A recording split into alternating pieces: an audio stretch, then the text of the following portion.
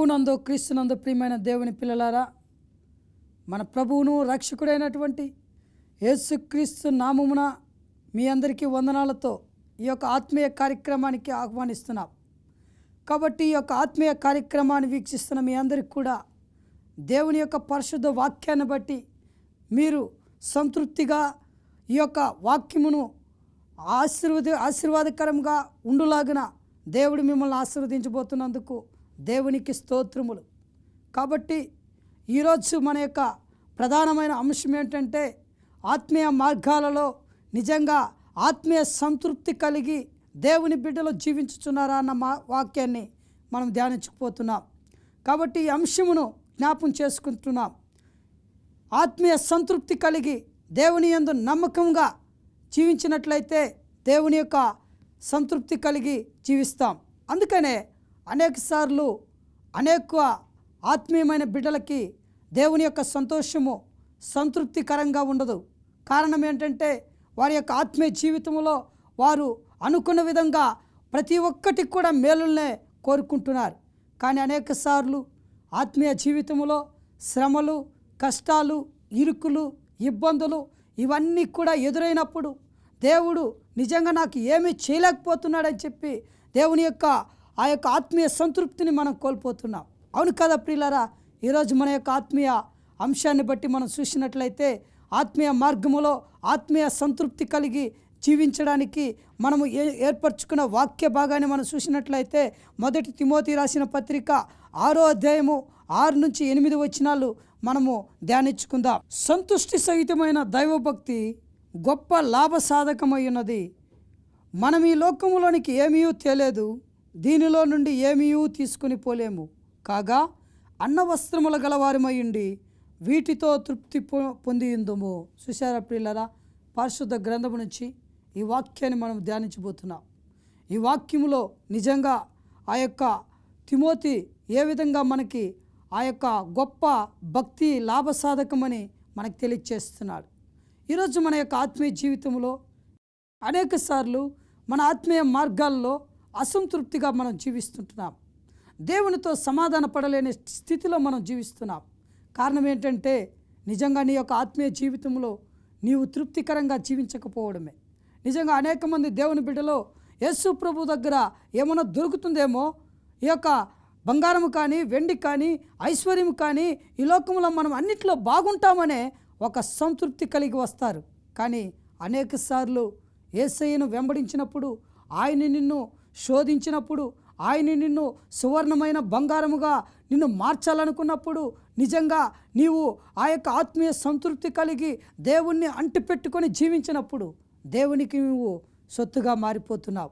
అందుకనే ఈ రోజుల్లో అనేక మంది క్రైస్తవ బిడ్డలకి దేవుని యందు భయభక్తులు కలిగిన బిడ్డలు అసంతృప్తితో దేవుని మార్గమును విడిచిపెట్టి దేవునికి దూరముగా జీవిస్తున్నారు. కాబట్టి ప్రియమైన దేవుని ప్రియ భక్తులారా, దేవుడు అంటున్నాడు, ఈ యొక్క ఆత్మీయ మార్గములో నీ యొక్క ఆత్మీయ సంతృప్తి కలిగి జీవిస్తున్నావా? అందుకనే ఒక ఉదాహరణతో ఈ యొక్క వాక్యాన్ని మనము ధ్యానించుకుందాం. ఈ యొక్క వాక్యాన్ని మనం చూసినట్లయితే దేవుని యందు మనం ఏ విధంగా సంతృప్తి కలిగి జీవిస్తున్నాం. కాబట్టి ఈ యొక్క ఉదాహరణలో మనం చూసినట్లయితే ఒకరోజు కొంతమంది స్త్రీలు అనేక మంది పురుషులు కలిసి ఆ యొక్క బొగ్గు గనులు ఉన్న ప్రదేశాన్ని సందర్శించడానికి వెళ్ళారు. ఆ ప్రదేశంలో వారందరిలో ఒక స్త్రీ మాత్రము, ఒక యవ్వన స్త్రీ తెల్లని వస్త్రములు ధరించుకొని చాలా మంచి చక్కగా ఆమె సిద్ధపాటు కలిగి వచ్చింది. వారిలో అందరికి కూడా ఆమెను ఆటంకపరిచారు. ఏమనంటే, అమ్మా, నీ తెల్లని వస్త్రములు తీసుకొని వచ్చావే, ఈ తెల్లని వస్త్రములతో ఆ బొగ్గు గనుల్లోకి వెళ్ళి నువ్వు మళ్ళీ తిరిగి రాలేవు, వచ్చిన లోపలే నీ యొక్క వస్త్రములు పాడైపోతాయని చెప్పారు. కానీ ఆమె అసంతృప్తి చెందింది. ఆమె జీవితంలో అసంతృప్తి పడింది.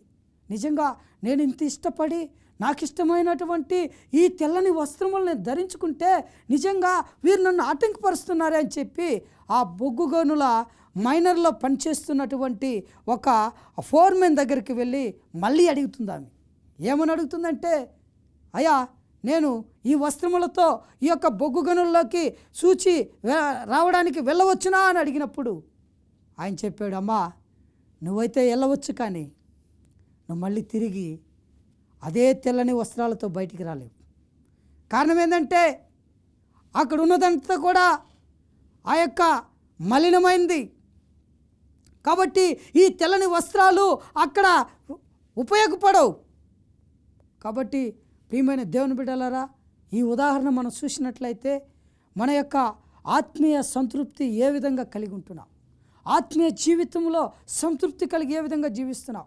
ఈ స్త్రీ అయితే నిజంగా ఆమెకున్నటువంటి దుస్తుల మీదనే, ఆమెకున్న బట్టల మీదనే, ఆమెకున్నటువంటి ఆ సౌందర్యం మీదనే ఆశలు పెట్టుకొని జీవిస్తుంది తప్ప తన జీవితాన్ని సంతృప్తి కలిగి జీవించడానికి ఇష్టపడలేదు.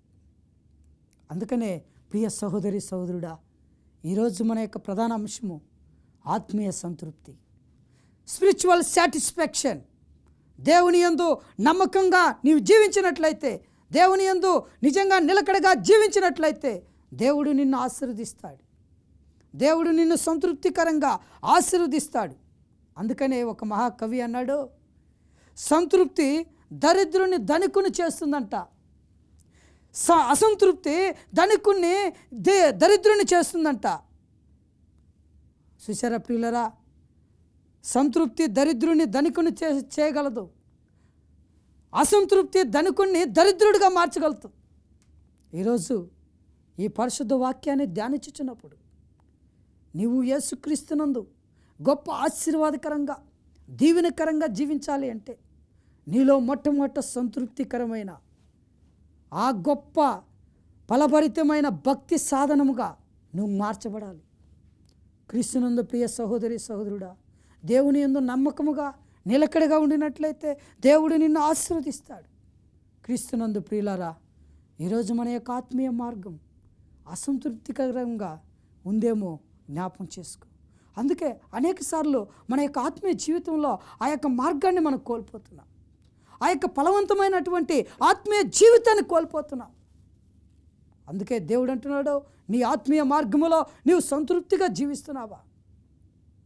కాబట్టి ఈ యొక్క వాక్యాన్ని ధ్యానించడంలో ముందుగా మనం చూసినట్లయితే ఏ విషయాల్లో మనము ఆయన సంతృప్తి కలిగి జీవించమంటున్నాడు, అందుకనే ఏ విషయాల్లో మనము దేవుని యందు భయభక్తులు కలిగి జీవించమంటున్నాడు. అందుకే ఆయన ఈ యొక్క దైవ సందేశములో మనం చూసినట్లయితే మొదటి అంశముగా ఆయన కృపలో నీవు సంతృప్తి కలిగి జీవించాలి. ఆయన కృపలో నీవు సంతృప్తి కలిగి జీవిస్తున్నావా?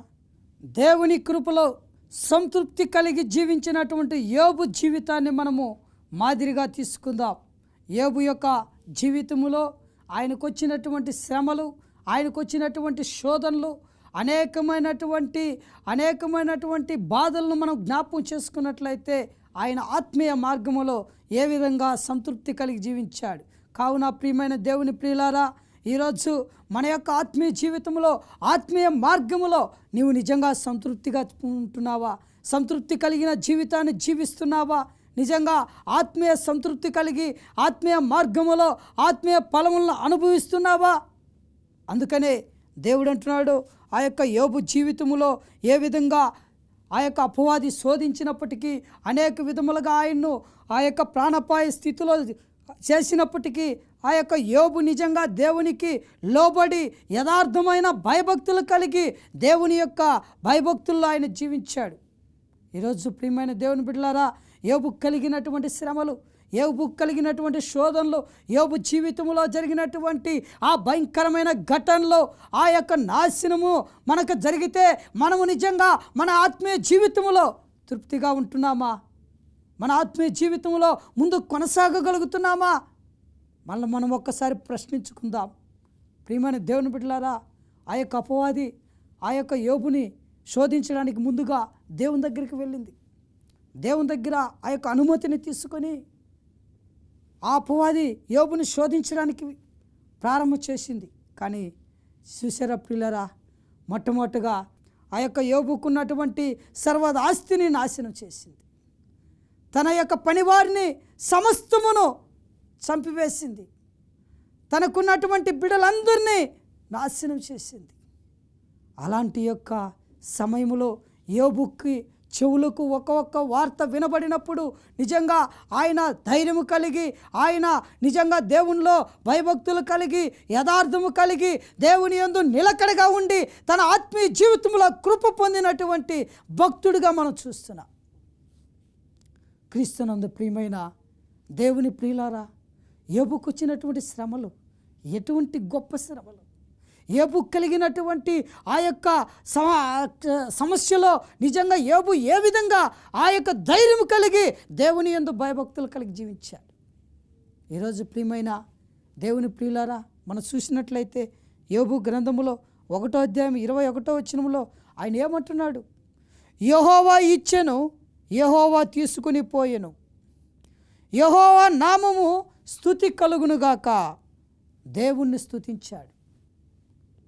ఈరోజు మన యొక్క ఆత్మీయ జీవితంలో మనము ఏ విధంగా ఇలాంటి సమస్యల్లో దేవుని నామాన్ని గణపరచగలం, దేవుని నామాన్ని స్తుతించగలం? పరలోకమందు ఆసీనుడైన ఆ పరమ తండ్రిని సంతృప్తిగా నీవు ఆరాధించగలవు. రాబో కాలంలో భయంకరమైన శ్రమలు రాబోతున్నాయి.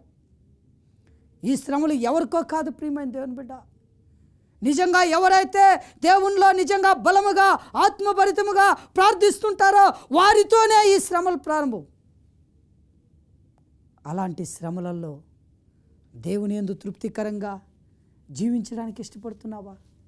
దేవుని యందు మీ యొక్క ఆత్మీయ మార్గములో సంతృప్తి కలిగి సమాధానం కలిగి జీవించడానికి ఇష్టపడుతున్నావా? అందుకనే ప్రియమైన దేవుని యొక్క ప్రియులారా, దేవుని యందు జ్ఞాపకం చేసుకుంటున్నాం. మన జీవితంలో మన ఆత్మీయ మార్గములో నిజంగా సంతృప్తిగా జీవిస్తున్నామా? అసంతృప్తి కలిగి దేవునిని గునుక్కుంటూ దేవుని మార్గములో నడుస్తున్నామా? ఈ వాక్యం ఇచ్చిన మీ అందరికి కూడా ప్రశ్నించుకోవాలి. ఈ వాక్యము పరిశుద్ధాత్మ వాక్యము దేవుడు మనతో మాట్లాడుతున్నప్పుడు మన హృదయాంతరంగంలో నిజంగా ఇలాంటి శోధనలు నాకు వస్తే నేను నిజంగా దేవునిలో నిలబడగలనా? యోబు వలె దేవుని నామాన్ని స్తుతించగలనా? యోబు వలె దేవుణ్ణి గణపరచగలనా? ఆయనకు ఒక భార్య ఉన్నది. ఆయన భార్య వచ్చి ఇంకా ఏమి దేవుడు లేడని చెప్పి మరణం కమ్మట్టుంది. అలాంటి యొక్క భక్తిహీనత లోకములో యోబు జీవించినప్పటికీ దేవుడు వాక్యముతోనే ఆమెకి సరిగా బుద్ధి చెప్పాడు. ఈరోజు మన కుటుంబంలో కూడా ప్రియమైన దేవుని బిడ్డ, దేవునిలో నీవు ప్రార్థిస్తున్నప్పుడు, దేవునిలో నువ్వు బలపడుతున్నప్పుడు, అనేకసార్లు దేవునిలో నువ్వు శ్రమపడుతున్నప్పుడు, దేవునిలో శోధించబడుతున్నప్పుడు నీ పొరుగువారు వచ్చి, నీ స్నేహితులు వచ్చి, నీ అన్నదమ్ముల అక్క చెల్లెల్లో వచ్చి దేవుని విడిచిపెట్టయ్యా అని చెప్పగలరు. కాబట్టి మన ఆత్మీయ మార్గములో సంతృప్తి కలిగి యోబు వలె యథార్థమైనటువంటి దేవుని భయభక్తులు కలిగి జీవించినట్లయితే దేవుడు నిన్ను ఆశీర్వదించబోతున్నాడు. అందుకనే ప్రియమైన దేవుని బిడ్డలారా, ఆ యొక్క 1 తిమోతి రాసిన పత్రిక 6వ అధ్యాయం 10వ వచనంలో మనం చూసినట్లయితే, కావున ప్రియులారా ఆయన కృపలో సంతృప్తి చెందవలసిన వారమై ఉన్నాము. మనము దేవుని కృపలో సంతృప్తి చెందవలసినటువంటి వారమై ఉన్నాం. దేవుని కృపలో మనము బలపడవలసినటువంటి వారు ఉన్నాయి. కాబట్టి మన యొక్క ఆత్మీయ జీవితంలో, ఆత్మీయ మార్గములో, దేవుని యొక్క మార్గములో వచ్చినటువంటి శ్రమల్లోనే ఈ యొక్క దేవుని కృపలను తృప్తికరంగా జీవించాలి. అందుకనే ప్రియమైన దేవుని బిడ్డలారా, యోహాను సువార్త 1వ అధ్యాయము 15వ వచనంలో కూడా అంటాడు, ఆయన పరిపూర్ణతలో నుండి మనమందరము కృప వెంబడి కృప పొందితిమి. దేవుని యొక్క ఆత్మీయ జీవితంలో, ఆత్మీయ మార్గములో పరిపూర్ణత కలిగి జీవించినట్లయితే కృప వెంబడి కృప నీవు పొందుకుంటావు. ఆయన కృప నీకు చాలు ప్రియమైన దేవుని బిడ్డ. నీ బలహీనతల్లోనూ, నీ సమస్యల్లోనూ, నీ వ్యాధిలోనూ దేవుని కృప నిన్ను ఆశీర్వదిస్తుంది. దేవుని కృప నిన్ను వెంబడిస్తుంది. అందుకనే ఈరోజు మన ఆత్మీయ జీవితంలో ఆయన కృప వెంబడి కృప మనల్ని ఆవరించి ఉన్నది.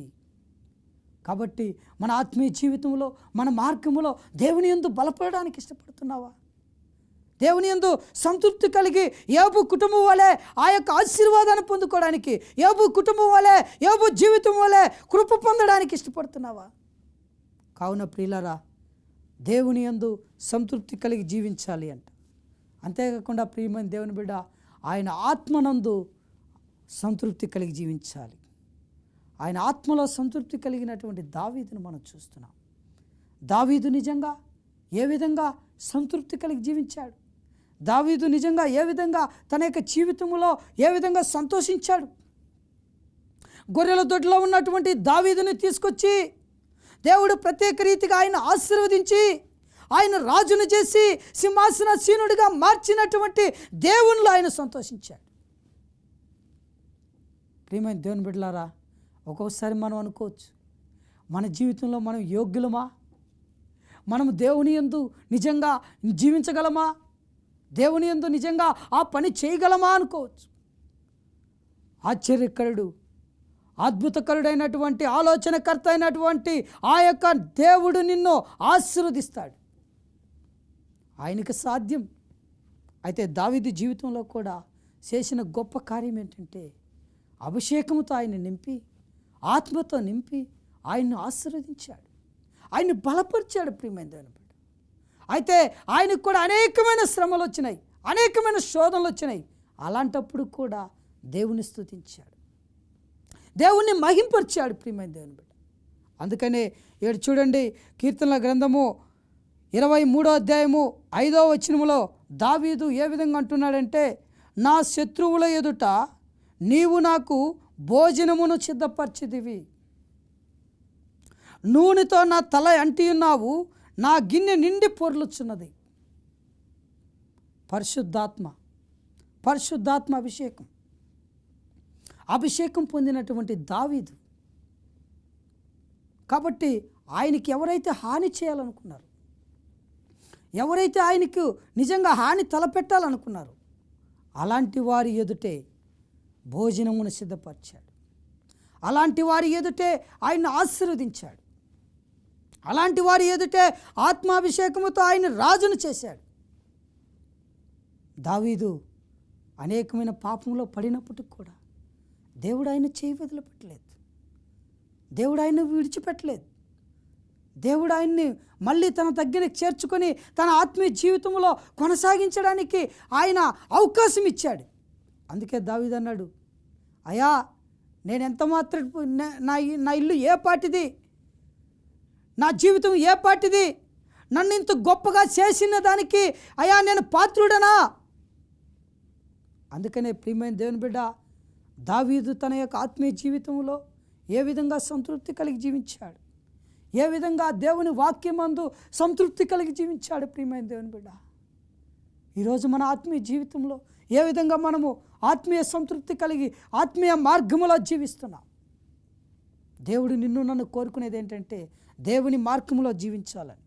అందుకనే కీర్తనల గ్రంథము 63వ అధ్యాయము 5వ వచనములో కూడా దావీదు ఈ విధంగా మనకి వాక్యము ద్వారా మనల్ని బయలుపరుస్తున్నాడు. క్రొవ్వు మెదడు నాకు దొరికినట్లు నా ప్రాణము తృప్తి పొందుచున్నది. ఎందువల్ల, ఏ విధము చేత దావీదు తృప్తి పొందుచున్నాడు? తనకున్న ఆ యొక్క సింహాసనమును బట్ట, తనకున్న ఐశ్వర్యాన్ని బట్ట, తనకున్నటువంటి అధిపతులను బట్ట, తనకున్నటువంటి సమస్త జ్ఞానాన్ని బట్ట కాదు ప్రియులారా. దేవుని యందు వాక్యంతో, దేవుని యందు ఆత్మాభిషేకముతో, దేవుని యందు నమ్మకంగా ఉండి దేవునితో సంతృప్తి చెందుతున్నాడు. ఇలాంటి యొక్క గొప్ప ఆత్మీయ జీవితాన్ని నువ్వు ప్రారంభించాలనుకుంటున్నావా? ఇలాంటి గొప్ప ఆత్మీయ మార్గాన్ని నువ్వు అనుసరించాలనుకుంటే నీ జీవితంలో నీకొచ్చిన శ్రమల్లో, నీకొచ్చిన కష్టముల్లో, నీకొచ్చిన నష్టముల్లో అన్నిటిలో కూడా నువ్వు సంతృప్తి కలిగి జీవించాలి. అందుకే ప్రియమైన దేవుని బిడ్డ, దేవుడు అంటున్నాడు, క్రొవ్వు మెదడు నాకు దొరికినట్లు నా ప్రాణము తృప్తి పొందుచున్నది. ఆమేన్. దేవుడు అంటున్నాడు, నీ ప్రాణము తృప్తి పొందాలంటే, నీ జీవితము ఆత్మీయ సంతృప్తి కలిగి జీవించాలి అంటే దేవుని మార్గాన్ని అనుసరించు, దేవుని ఆజ్ఞలు గైకొని జీవించు, దేవుని యొక్క వాక్యానుసారంగా జీవించు.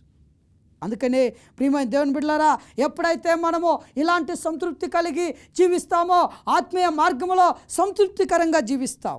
అందుకనే ఉత్సాహించు పెదవులతో నా నోరు నిన్ను గూర్చి గానం చేయుచున్నది. చూశారా ప్రియులరా? ఈ విధంగా దేవుణ్ణి మనం స్తుతించాలి. అలాగే మూడో విషయాన్ని మనం చూసినట్లయితే ఆయన ముఖ దర్శనములో నువ్వు సంతృప్తి చెందాలి. దేవుని ముఖ దర్శనం చూసినటువంటి గొప్ప భక్తుల్ని మనం జ్ఞాపకం చేసుకుంటున్నాం. అందుకనే ఫిలిప్పీలకు రాసిన పత్రిక 4వ అధ్యాయము 10-13 వచనాల్లో మనం చూసినట్లయితే, ప్రభువునందు మిక్కిలి సంతోషించి తిని నేను ఏ స్థితిలో ఉన్నానో ఆ స్థితిలోనే సంతృప్తి కలిగి ఉండుటకు నేను నేర్చుకుని ఉన్నాను. బీద స్థితిలో ఉన్నావా? భయంకరమైనటువంటి హీన స్థితిలో ఉంటున్నావా? లేదా ఉన్నతమైన సంపన్న స్థితిలో ఉంటున్నావా? ఏ స్థితిలోనైనా దేవుని యందు సంతృప్తి కలిగి జీవించడానికి ఇష్టపడుతున్నావా? పౌలు నిజంగా నేను ఏ స్థితిలో ఉన్నా ఆ స్థితిలో నేను సంతృప్తి కలిగి ఉండుటకు నేర్చుకుని ఉన్నాను అంటున్నాడు. మీ యొక్క ఆత్మీయ మార్గంలో, మీ యొక్క ఆత్మీయ జీవితంలో ఇలాంటి సంతృప్తి కలిగి, ఇలాంటి మార్గము కలిగి, ఇలాంటి జీవితం కలిగి జీవించినట్లయితే దేవుడు నిన్ను ఆశీర్వదిస్తాడు, దేవుడు నిన్ను బలపరుస్తాడు ప్రియమైన. కాబట్టి ఈరోజు మన యొక్క ఆత్మీయ జీవితంలో మనం ఏ విధంగా సంతృప్తి కలిగి జీవిస్తున్నాం, ఏ విధంగా దేవునికి నమ్మకమైన బిడ్డలుగా జీవిస్తున్నాం. అందుకనే దేవుడు అంటున్నాడు ఆ యొక్క సంఖ్యాకాండము 12వ అధ్యాయం 8వ వచనములో, నన్ను బలపరిచిన వాని యందే నాకు సమస్తమును చేయగలడు. దేవుడు నిన్ను బలపరచబోతున్నాడు. ఎప్పుడైతే దేవుని యందు నీవు నిజంగా ఆశీర్వదించబడాలనుకుంటున్నావో, దేవుని వాక్యానుసారంగా సంతృప్తి కలిగి దేవుని యందు పౌలు వలె, దావీదు వలె, యోబు వలె ఆ యొక్క జీవితంలో ఆత్మీయ మార్గములు అనుసరించి సంతృప్తికరమైన జీవితం జీవించినట్లుగా దేవుడు నిన్ను ఆశీర్వదించబోతున్నాడు. కాబట్టి మన ఆత్మీయ జీవితంలో అసంతృప్తిగా ఉంటున్నావేమో, ప్రియ సహోదరి సహోదరుడా, నిన్ను నువ్వు పరీక్షించుకో. మనల్ని మనం పరీక్షించుకోవాలి. మనము దేవుని అంగీకరించినప్పటి నుండి మనము అనేకసార్లు అవిశ్వాసంలో పడిపోకుండా దేవుడు మనల్ని కాపాడుతున్నాడు. మీకు ఒక నిజమైన ఘటన చెప్పడానికి ఇష్టపడుతున్నాను. ఒక అన్య వ్యక్తి దేవుని యందు విశ్వాసం ఉంచి దేవునిలోకి వచ్చాడు. ఆ ఆత్మ దేవునిలోకి రావడానికి ఎంత ప్రయాసం అంటే, ఎంత కష్టం అంటే అంత కష్టపడ్డాడు ఆ సంఘ కాపరి. ఒకరోజు దేవునిలోకి వచ్చిన ఒక మొదటి సంవత్సరంలోనే తన పెద్ద కుమారుడు చనిపోయాడు. అయితే ప్రియమైన దేవుని బిడ్డలారా, అందరూ అనుకున్నారు ఏమని, ఈ లోకము ఆ యొక్క దేవుణ్ణి నమ్మిన తర్వాత, దేవుణ్ణి విశ్వసించిన తర్వాత ఆ బిడ్డ చనిపోయాడు అంటున్నారు. కానీ ఈయనైతే దేవుడు నాకు దుష్కార్యం చేయడు, దేవుడు నన్ను రక్షించుకుంటాడు, దేవుడు నాకు సహాయం చేస్తాడని చెప్పి విశ్వాసం ఉంచాడు.